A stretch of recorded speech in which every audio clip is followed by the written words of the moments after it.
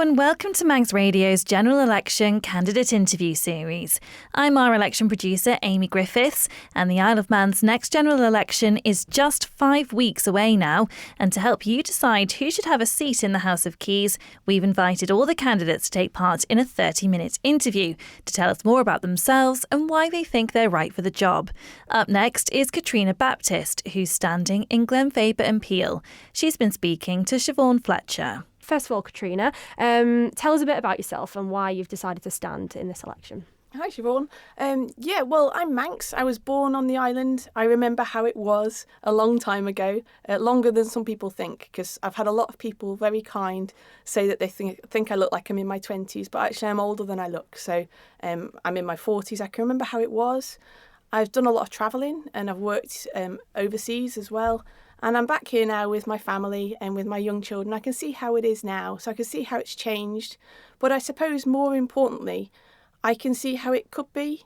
And I believe that I've got the skills and the experience to make a positive contribution to government. And that's why I'm standing. And so, there are a lot of buzzwords we hear around election time. Many of them come around time and time again. You've said you want to see open and transparent decision making that can be scrutinised, importantly. So how would you achieve that if you were trusted with a seat in the House of Keys? You're right. That is something that I want. It's something that I have stood for as Commissioner as well. I think we need to be more open and transparent. It's not easy. People don't like change.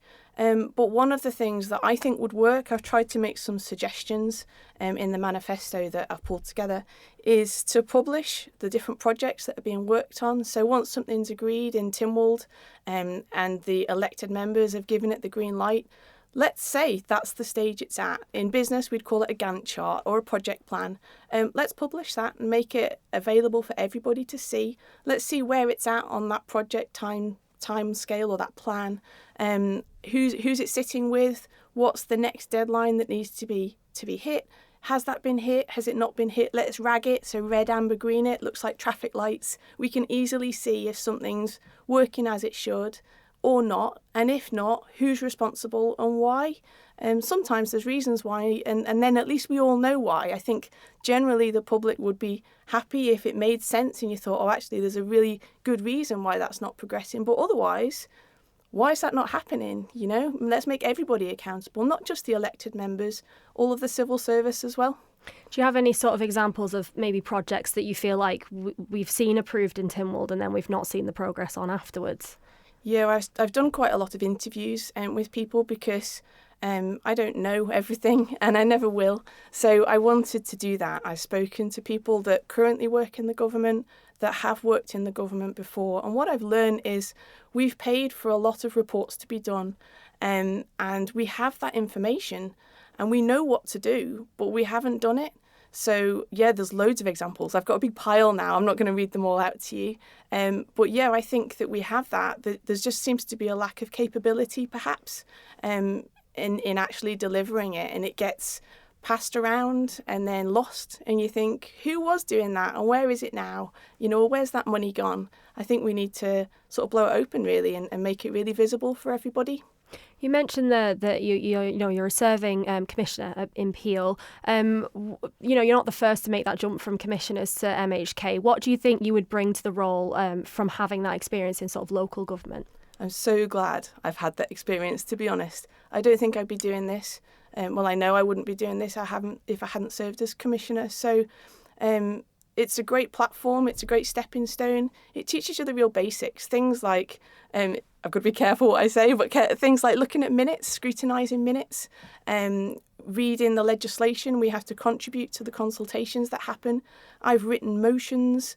I've taken part in votes. I've had successful motions. I've had unsuccessful motions as well. It's basic politics. And it's only because of serving as a commissioner that I've seen where sometimes things aren't working as they should. And that's really one of my motivations for becoming an MHK, because I think that the elected members should work for the people, they should represent the people, and sometimes I don't feel that that's always happening, it's not always the case. And I think that's who we're ultimately responsible to.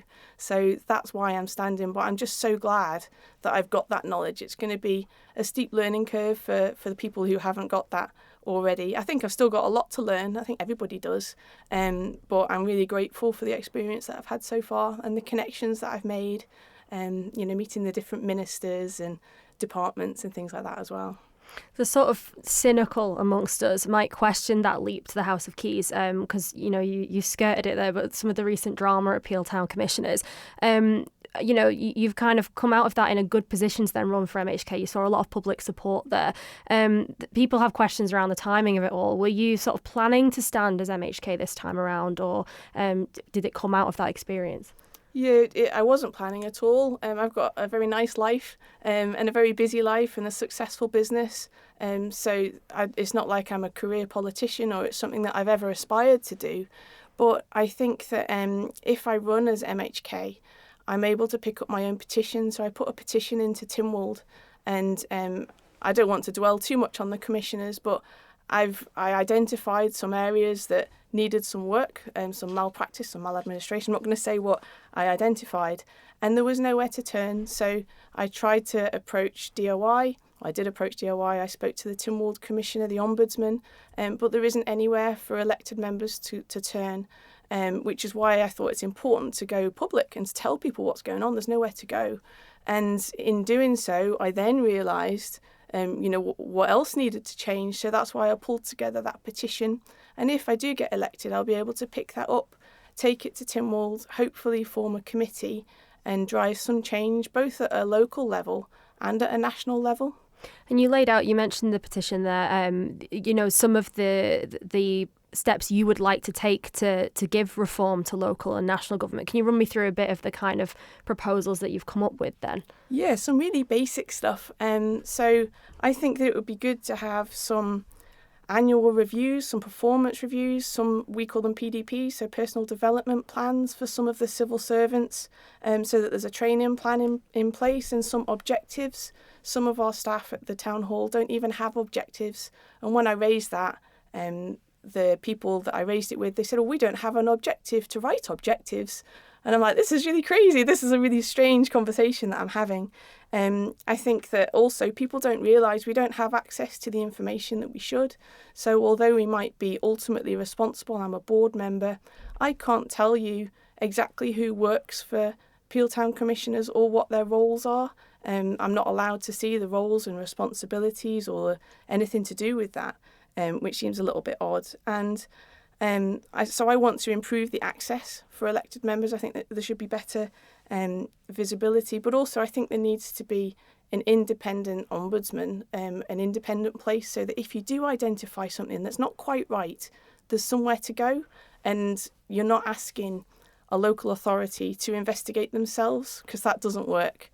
It doesn't work at all. So that's the main things. And I think when you do raise something, you don't have any rights as an elected member. So staff do, and that's great. And I'm all for people having rights. We have employment legislation that's been drafted and it protects them. But there isn't anything for elected members. So it's not a level playing field. As soon as you raise something as an elected member, the legislation kicks in for employees, but there's nothing for you. So it leaves them exposed. I think there's a gap there in the legislation that needs to be closed. Is that the sort of experience that you mentioned earlier you would bring in from your time at the commissioners? Because not I said many people do make that jump, but not everyone does, and we have a lot of candidates this time around who haven't served as commissioners. So are they the sorts of things that you think it will be your strengths, really? Yeah, I hope so. It's something I got experience with, and it would be great if we had a Tynwald, a parliament that was made of people with lots of different experience, and we can all contribute from our background. So I think that's something that I can bring. But there's no point in us all being exact carbon copies of each other. I guess that's how it works, isn't it? That's democracy. What do you think is the top priority for the upcoming administration then? What do you think is the first point of focus we should be looking at? Well, I've knocked on a lot of doors. I've spoken to thousands of people, and you could pick so many different topics. So I've written down everything that they've said, but I have almost made a tally of the most common things that have been talked about, and those are housing and healthcare. They're the two main issues that have been raised with me. There's other things, people are annoyed with the state of the roads, or, it might be that they've got a problem themselves, or they're not happy with education, but they're the two main. It's housing and healthcare, and I understand that. You mentioned housing there. You've kind of, within your manifesto, laid out some of the practical policies of how you would want to tackle some issues. So, for instance, with housing, you've proposed increasing land registry fees and rates for non-residential properties. You also say that we need to redefine what affordable means. So what do you mean by that? How would you redefine it? I realised that it's not the same as the UK, and here we have a very different housing situation to other parts of the UK. So our average house price is roughly 400,000, and in the UK it's 300,000. And in the UK, for a while we lived just north of London, and it was a very nice area. And if you couldn't afford to live in one of the posh towns, surrounding those posh towns were some not so posh towns, and they were less expensive. So there was places for the young people to go. You could move. You couldn't afford to live in St Albans, you could move to Hemel or Hatfield or Stevenage, and it was more affordable. But we don't have that here. If you want to go somewhere that's less affordable, you're literally in the sea, because we're a little island. So we're seeing this like mass export of our young people, or they go to university and they don't come back. So I think that we need to address that, which is why I've tried to come up with some plans. It's all very easy to criticise what's happened before, but I've tried to come up with some suggestions. So rather than just criticise, I've looked at what the key drivers are, just taking a business approach really, and then tried to address each of those with different things. So the land registry fees, we don't have stamp duty here, do we? That's our equivalent of it, and it's tiered.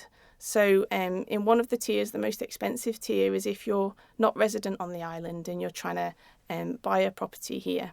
I think we should raise that significantly and then ring fence that money. You don't just pop it into the government pot and we never see it again.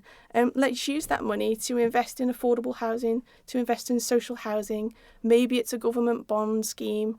Maybe it's rent to buy. There's lots of different options to us, but I think we need to protect and prioritise the young people here, and give them a chance really. You mentioned there as well about young people. We obviously have an increasingly ageing population, which feeds into all those issues we're talking about, like healthcare. How do you plan on sort of attracting young people to stay here, or as you said as well, return to work here as well? So there was, in my manifesto that's draft, no one's seen it yet, but you've seen it, Siobhán. I've got a few plans. So I thought in terms of education, I thought perhaps we could identify the skills gaps that we have, and let's pay for those island residents to have their education. Let's pay for it, but have a return to work scenario, so you can go to university or wherever you need to go, but you've got to come back here for a certain length of time, and then it's free, and that's great. It's worth a lot of money, to get those qualifications. But also, in addition to that, I think that we need to offer some more apprenticeships. So, and let's use it to our advantage. Let's have some civil service apprenticeships. If you want to be a really good civil servant at the moment and you're growing up on the Isle of Man, there's nothing here. You have to go away. You go away and you join the civil service in the UK. You do your apprenticeship there, and then you're there, aren't you? You've had your formative years there. You've met your partner. You settle down. You have your kids. Let's do it here. Let's equip our own civil service. We've got UCM and we've got this amazing resource. Let's use it and invest in the next generation. And we need to take a really long-term view to that. You sort of, mentioned all this funding to do with, trying to invest in our young people, invest in housing and stuff. Obviously, the economy is another big topic of this election. For example, we have plenty of challenges coming our way in the coming months, not least the kind of upcoming money val assessment. Do you understand kind of what that will entail, and are you confident in the island's ability to pass that? Yeah, I do a little bit. I don't know everything, as I said before. And I know that the economy, there's a lot of voices in the economy. And I went to the Chamber of Commerce event where they were talking a little bit about the future of the economy. And it's concerning I've spoken to business people as well. And there was a chap that I spoke to that leases out cars to corporates. And he said even some of the corporates aren't renewing the leases because they don't know if they're going to stay here. So that's really concerning. And a lot of the issues are kind of linked. So I think that, for example, if you look at the environment, everybody sees the environment as a cost and net zero as a cost, which it is. But I think what a lot of people don't realise is that the companies that are trading here are also trading in Europe, and they have to be trading somewhere where it's carbon neutral, and they have lots of options of where they can be. If they go to Jersey or Guernsey, the fuel there is carbon neutral, whereas here it's not. It's fossil fuel. It's fossil fuel generated, our energy. So there's some really complicated issues that we need to sort of take a step back and think, are we meeting the needs of what the current businesses need? Because I can see that there's some big lawsuits that are sort of pending as well in some sectors, and some of the sectors that we've invested in are declining. So we need to start having a more future-focused view, which is why I mentioned AI, and think, where do we need to be looking for the future for the economy, and taking a more broad view. It's not just those big corporates that are represented by the Chamber of Commerce, but it's the small businesses as well. And then trying to find out where the opportunities are and investing in those sectors.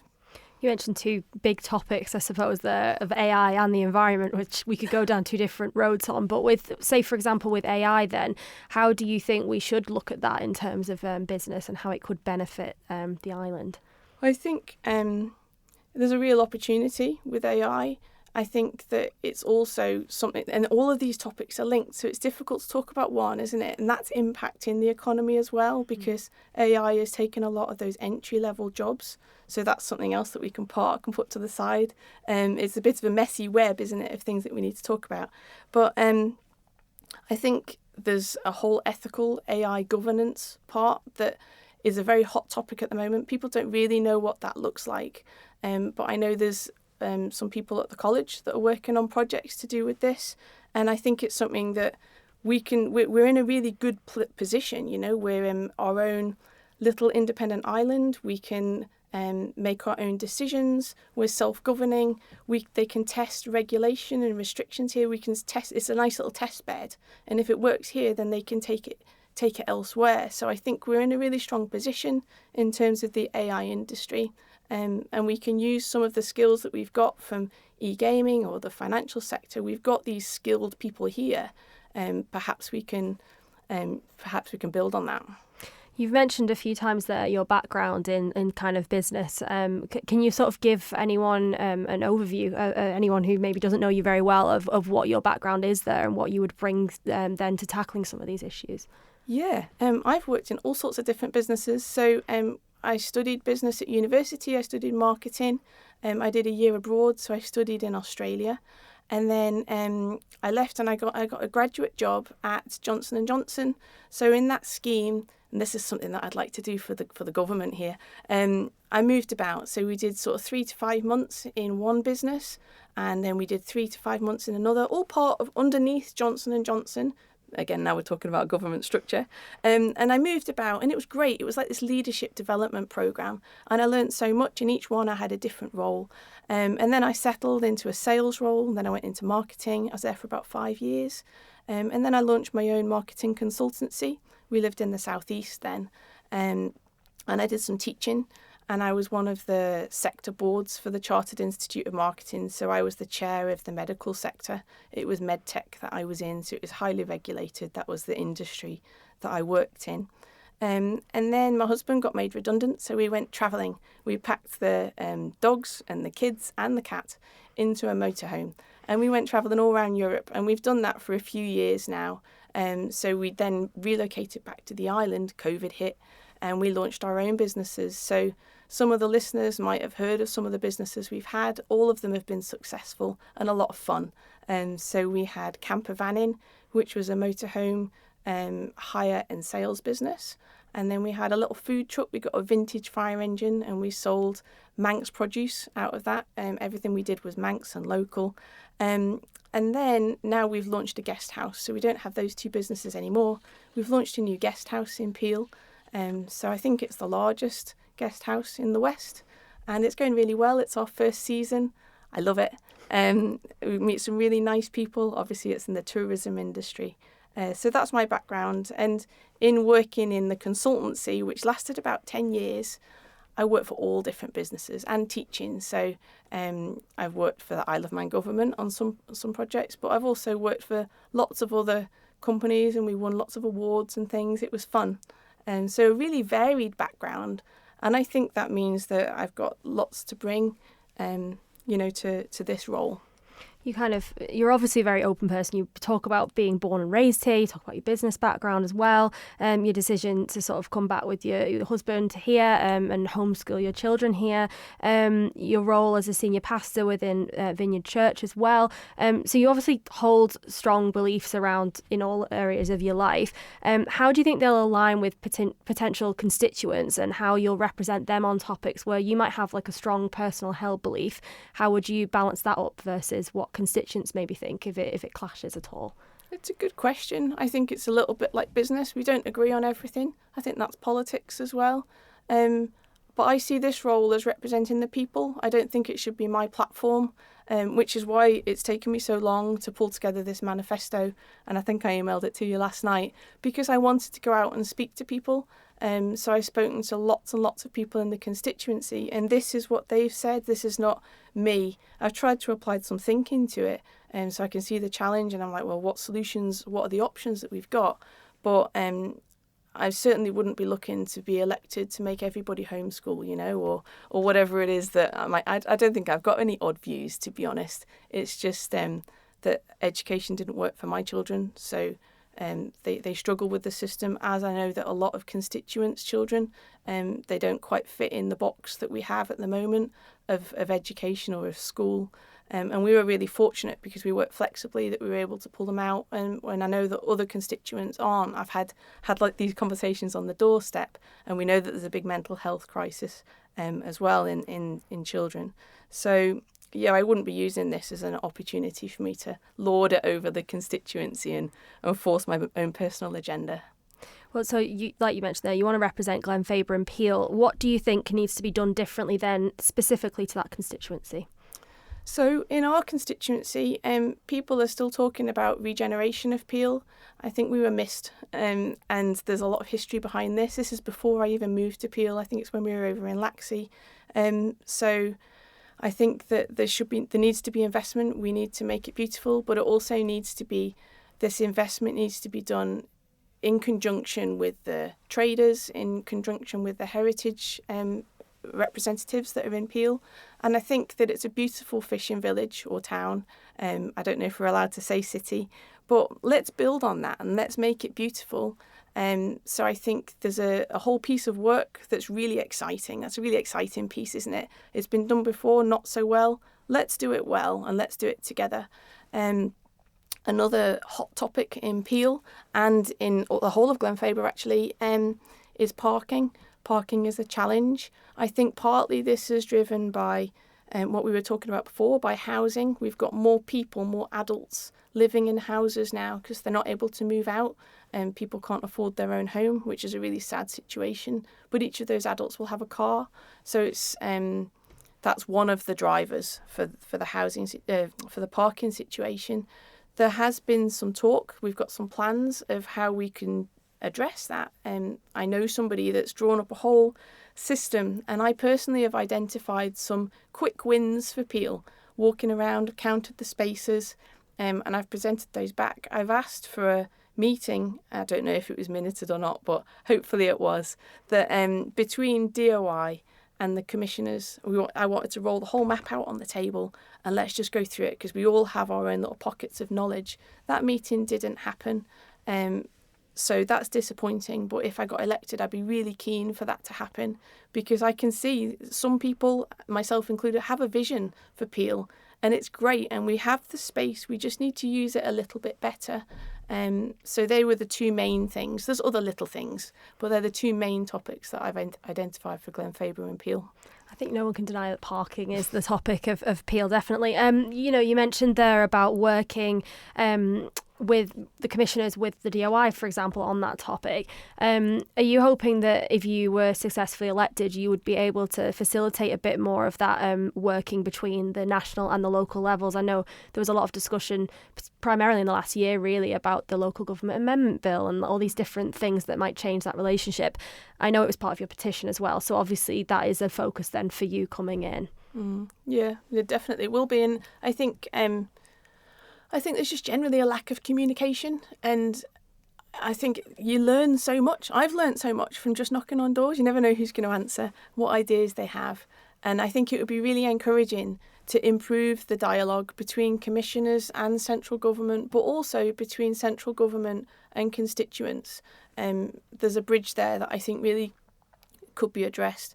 And I mean, I'm a business owner, and I think that there needs to be an improvement between the businesses and government as well, because in my opinion that's severely lacking. There isn't much engagement there, and that's a real shame. We've kind of touched on housing. I think that it's probably safe to say that was the topic at the last election. That was a big topic that came up with a lot of our candidates then. The big topic this election is undoubtedly wind farms and green energy, both onshore and offshore. There's projects, obviously, proposals in place and everything happening around that. The direct question really is, what's your stance on those proposed projects? I think that myself and the rest of the island, bar the Council of Ministers, don't have enough information about any of the proposals, really. So I genuinely can't support something that I don't know enough about. What I do know is that it's going to have a really big visual impact, and I think that might affect the tourist industry. So I don't think that's good. I don't think it's green energy. I think it's alternative energy. And I think that I would like to see all of the options laid out before me with all of the data. And I know some of this work has been done. I don't know why we're not being shared, and I don't know why the decisions have been made. It doesn't make any sense. And I really love what's happening in the UK. I saw that Andy Burnham is going to get those little solar panels, make solar more accessible. One of the things that prevents us personally from putting solar on our house, we live in one of those Peel houses that's really tall, and the scaffolding cost makes it prohibitively expensive. But if we can have those little solar panels, how great is that? Everybody can have it, even somebody in an apartment. And to me, it makes sense because they're going to be getting the income direct rather than the proposal that I've heard about, but still don't know that much about. We're not going to be getting the energy, and we're not going to be really benefiting from that. Whereas I think if we can have some solutions that directly benefit the people, that's a win-win for me. We are fast running out of time. We've got about 2 minutes left. For anyone listening who is in Glenfaba and Peel then, who you've maybe not got to their door yet, what would be your message to them on why they should trust you with their vote? Well, hopefully you might have already heard a little bit about what I'm about, but essentially I'm here to represent you as constituents, and I'm not here to push my own personal agenda. I don't think that it particularly works the way that the government is structured at the moment, and the way that the voting takes place and everything. I'd be keen to look at lots of different options, and I want to represent the people. I want to keep those topics that are important, that just don't even seem to be discussed at the moment. I want to keep them like on the mantelpiece of government. So I want to be talking about housing on a regular basis in Tynwald, and be talking about the economy, and be talking about education and healthcare. Those key things, let's talk about them all the time, because that's not what I'm seeing at the moment. That was Katryna Baptist, who's standing for election in Glenfaba and Peel. Also standing in the constituency are Mark Cleator, Trevor Cowan, Colleen Dale-Beeton, Daniel Davison, James Hampton, Ray Harmer, Alex Perriam and Geoffrey Pugh. You can listen back to this interview, along with all the others recorded as part of this series, shortly after broadcast from your usual podcast provider. And if you want to find out more about the election on Thursday, the 24th of September, just head to manxradio.com, where you can find our dedicated election website.